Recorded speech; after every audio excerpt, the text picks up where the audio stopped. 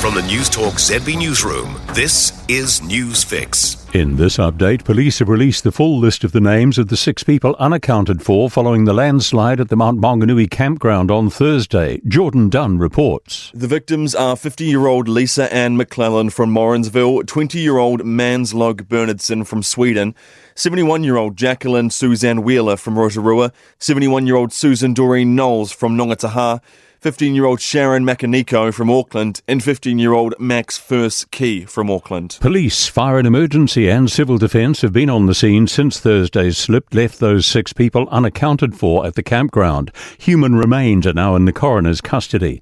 District Commander Superintendent Tim Anderson says they've assessed the chances of survival to be thin. He says they found no signs of life at the campground. Financial support is on the way for locals in Thames Coromandel, battered by this week's severe weather. The district's mayoral relief fund has been open for contributions and recovery efforts in the region are underway. The area remains under a state of emergency with slips and road closures in many places. Mayor Peter Revel says the relief fund will help people who are under financial hardship or who have uninsured properties. Small businesses often get impacted by something like this, and we would be wanting to work out if there's ways that we can help them. There are wild weather conditions across the country today with watches and warnings in place. In northern Gisborne, local civil defence are warning strong winds may lead to dangerous situations with already loose soil and wet ground. Hail and thunderstorms are forecast for Tauranga, where authorities are continuing that search and rescue effort at the Mount. Met Services Carl Lutz says after today's there's an easing trend in the weather, albeit slow. He says things look much better early into next week when we enter a more settled period. That's news.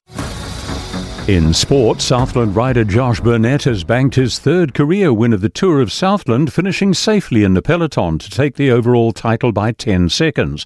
Another Invercargill product, New Zealand endurance track rider Nick Kyrgyzou, won the final stage from Winton.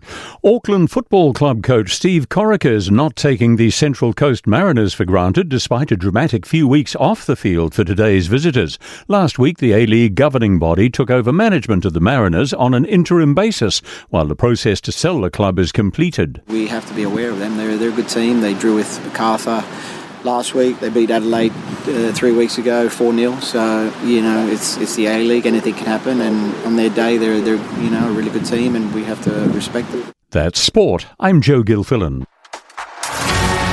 For more news, listen to Newstalk ZB on the free iHeart app.